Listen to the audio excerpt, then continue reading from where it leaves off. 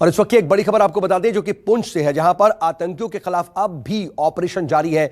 लगातार 170 घंटों से ज्यादा का वक्त गुजर चुका है जब यह ऑपरेशन चल रहा है। बता दें कि पुंछ के नरखास के जंगलों में एक बार फिर से मुठभेड़ शुरू हो गई है। रात के वक्त इस ऑपरेशन को रोका गया था कुछ देर के लिए, लेकिन आज एक बार फिर से ये ऑपरेशन चल रहा है। आतंकियों और सेना के बीच लगातार फिर से फायरिंग शुरू हो गई है। पुंछ में करीब 170 घंटे से ज्यादा का वक्त हो चुका है जब ये ऑपरेशन चल रहा है। वहां पर छुपे हुए आतंकी वो लगातार अपनी लोकेशंस बदल रहे हैं। जंगल होने की वजह से वो अपनी मूवमेंट करते जा रहे हैं और आगे बढ़ते जा रहे हैं। सुरक्षा बल उनसे लोहा ले रहे हैं।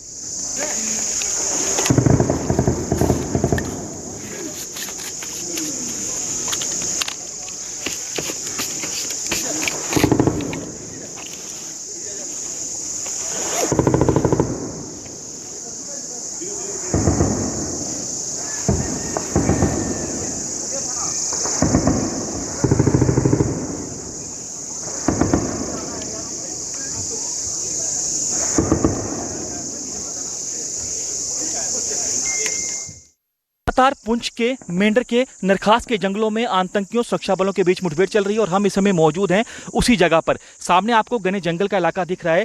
ठीक इन्हीं जंगलों में लगातार मुठभेड़ चल रही है।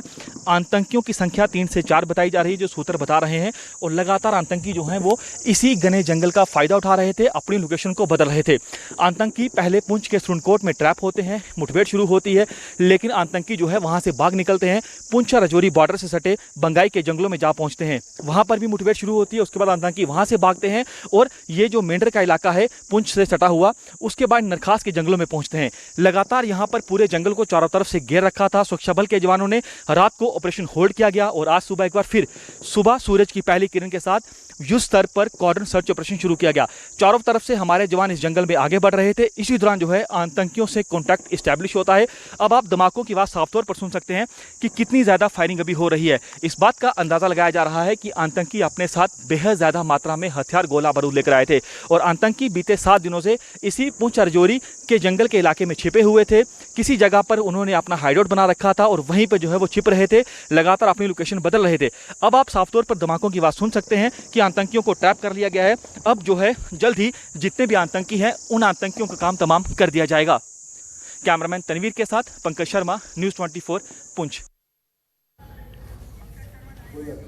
और पंकज शर्मा इस वक्त जंगलों के पास में ही मौजूद है, ग्राउंड जीरो पर हैं और वहां पर क्या स्थिति है जरा हम जानने की कोशिश करते हैं। मेरे सहयोगी इस वक्त मेरे साथ लाइव जुड़ रहे हैं। पंकज जरा बताइए, क्योंकि हमने अभी थोड़ी देर पहले की भी रिपोर्ट आपकी देखी, आपसे थोड़ी देर पहले की तस्वीरें भी देखी, अंदर से लगातार गोलियों की आवाजें आ रही हैं।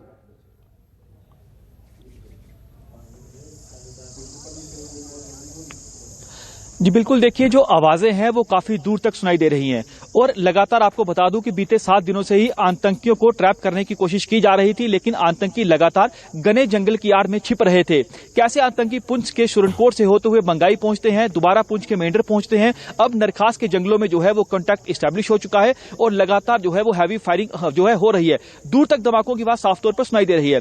और जैसा कि हमने देखा कि कैसे इन 7 दिनों में आतंकियों के साथ 4 से 5 बार सुरक्षा बलों का कॉन्टैक्ट इस्टेब्लिश होता है और आतंकी अपने साथ बेहद ज्यादा मात्रा में हथियार गोला बारूद लेकर आए हैं और लगातार पिछले हम देख रहे हैं कि चंद मिनट हो चुके हैं, लगातार जो है हैवी फायरिंग हो रही है। अब मैं आपको वो इलाका दिखाना चाहूंगा, आखिरकार वो घना जंगल है कैसा। देखिए ये जो सामने आप घने जंगल का इलाका देख रहे हैं, यही वो घना जंगल है जिस जगह पर आतंकी छिपे हुए थे, लेकिन अब आतंकियों को ट्रैप कर लिया गया है क्योंकि बेहद ज्यादा चुनौती यहां पर घना जंगल ही है और दूसरा मौसम, क्योंकि जब जवान चंद कदम आगे बढ़ते हैं तो आगे कुछ दिखता नहीं है। इसीलिए पूरे दिन भर जो है इसी तरह से इन घने जंगलों में कॉर्डन एंड सर्च ऑपरेशन शुरू किया जाता था। जब रात होती थी तो ऑपरेशन को होल्ड कर दिया जाता था। उसी तरह से जब पूरे घने जंगल को चारों तरफ से घेराबंदी की गई, एक एक करके जवान आगे बढ़ते गए चारों तरफ से। उसी दौरान कॉन्टैक्ट इस्टेब्लिश होता है और फायरिंग हो रही है। अभी भी हैवी फायरिंग हो रही है।